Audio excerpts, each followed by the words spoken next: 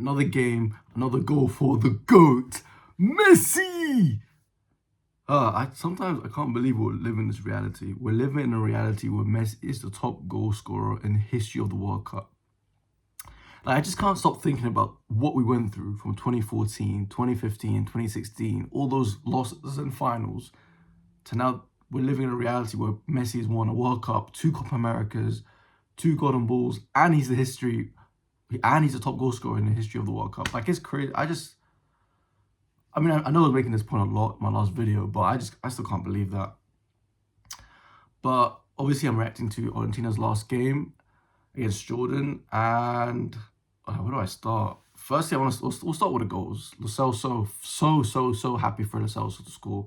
If there was one person that deserved to be the first Argentinian to score a goal, that's not Messi at this World Cup. Lo Celso, I mean, people don't know, Lo Celso, this was his first, literally, or technically it was yesterday. Well, actually, no, today was today. This is in the afternoon. So, this was literally his first appearance he's ever made at World Cup. He was part of the 2018 squad. He missed out on the last one through injury. Literally, I think it was a couple months before the tournament. And if you remember, if you were watching Argentina back then, you would know how important Lo Celso was when they first won that Copa America the first time. So he missed out through injury. He's not made an appearance in the last 2 games. He starts, it's literally his first appearance, and what a great goal. What a great finish. I mean, who doesn't love a good free kick, right? I don't know what that goalkeeper was doing. I mean, we'll get onto the 3rd goal as well, but I don't know what that goalkeeper was doing. I always think it's weird when goalkeepers step to the wall when it's a free kick that's that close. Like, it doesn't make sense, because generally speaking, I always think free kicks that are that close, you should always go keeper side, because you haven't got enough time to get it up and over the wall, unless you're prime Messi or Ronaldinho, where they've scored free kicks where they dink the ball over. Unless you're someone with that level of technique. Like, even I remember Maradona in his book, he was saying that from that close in, always goes to the keeper.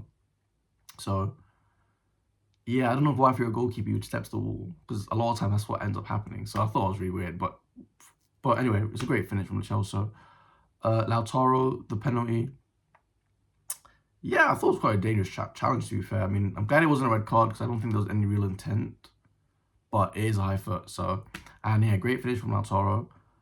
Very, very happy for him to get a goal. I mean, the guy's never scored a World Cup goal, so I always think it's important that your striker gets a goal before the knockout. That's why I'm a bit upset that Julian Alvarez didn't get a goal. I would have liked to see him get a goal. I don't think he looks fully fit, but like, he still has that injury that he's coming from. I did think him and Lautaro had some nice moments of combination play, where, I mean, first it was just nice to see 2 up front. I mean, I feel like you never see that in football nowadays. Realistically, we know Messi's going to come in for one of them, probably Alvarez, I assume. I just don't think Alvarez is fit, and it's a shame, because I always think Alvarez, he just got that finesse that Lautaro doesn't have. Lautaro is more rugged. That's why I think he suits Copa America. Like, he's always been fantastic in Copa Americas. I mean, the last 2, well, actually, not even the last 2. The last 3, actually. Yeah, I'm including the one that they lost, that Brazil one. Like, he's always, I think he likes that rugged nature. Like, he's a physical player. I think when he gets to the World Cup, you need a bit more finesse. You need a bit more subtlety, especially when you're Argentina and you're coming up against these low blocks, right? So I think ideally Scaloni would have preferred Alvarez to be 100% fit and score, but yeah, unfortunately that wasn't to be. But hopefully, I mean, who knows, maybe the next game. But yeah, great finish from Lautaro as well for the penalty. You can see the relief in his goal celebration. And the last goal, I mean, of course, the goal. Again, goalkeeper. I mean, again, keeper. I mean, credit to Messi. He spotted it, or he remembered it from the first goal. That keeper steps to the wall, but like, that's horrendous. Like, there's no way that ball should be going in. But I'm over it. I mean, again, another goal for Messi, and I didn't know he had that record for.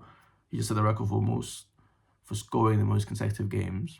Like, it reminded me of when Vardy broke Van Nistelrooy's record in the Premier League. But that was great. Now, outside of the goals, for me personally, I thought Nico Paz really stood out for me in the, Nico Paz really stood out for me in the first half. I mean, again, I think Nico Paz is quite lucky where he's breaking into the Argentina team while Messi's, towards the end of Messi's career. He's not going to have the same issue as Dybala, where he's going to be playing the same area as the GOAT, and his minutes are going to be limited, obviously. So realistically, I would assume from the next World Cup onwards, he's probably going to be Argentina's number 10. But nice player, very nice player. Great in pockets, great combination play. I remember there's a point where he took some players on as well. Like, really nice player. I mean, I've heard a lot about him. I believe Como have bought him, no? If I'm not mistaken, from Madrid. But nice player. I think that's a player we're definitely going to enjoy watching. And yeah, I thought Lo Celso was good. I thought Paredes was excellent. I mean, Paredes is always excellent. I mean, he gave the ball, from what I remember, twice. But Paredes has always been excellent. Another player, I think, unlucky with injuries, where I think going to the last World Cup, I think he wasn't fully fit. So was Lautaro. I can remember he played the Saudi game. I don't think he started again that World Cup. And I actually thought he played decent in the Saudi game. I thought he was the only player, Argentinian player at least, that I would give credit for. But always been a big fan of Paredes. I think he's so sick. I think just the injuries really, but I mean, I watched him play against River Plate, the Boca River Plate Super Classico, and yeah, he was balling out in that game as well. Always a player that I always liked. And anything else? I thought Sensi looked good at the back. Otamendi, I think there was a few moments where they got at him a little bit. I am a little bit worried. I mean, hopefully Guti Romero comes back fit. I mean, we've got, what, a week till the next game, so I'm hoping he comes back fit. Otamendi, thank you so much for what you've done. I mean, the last World Cup for me, he was probably the best defender in the World Cup. I'm trying to remember at the top of my head, but I thought it was sensational. Also, the Copa America, Argentina don't win that without him. So he's played his part. And again, I always respect the fact that he's part of the last generation with Messi and Di Maria and Aguero of all those losses. But he stuck around and he's able to get the success. So of this generation. So happy for him. I don't know. At this point in his career, I don't know. I think against better opposition, like imagine him, I say, against Mbappe, like God. But yeah, I'm trying to think of anyone else that really stood out for me. I thought Simeone in the first half was kind of bombing on quite a lot. I thought he was stretching the pitch. Second half, I thought he kind of phased out a little bit.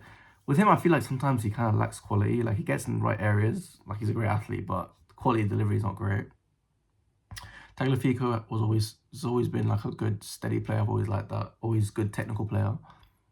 Like he's never, I don't remember watching Tagliafico and thinking, oh my God, what a horrible player, ever. Like he's always a good, steady player to have. Is he going to do like a Roberto Carlos type of crazy thing or Marcelo? No, but he's just good and steady, and I think that's so important. But yeah, I don't really think anything else really stood out. I'm trying to remember who else played. But yeah, more or less, I think I was decent.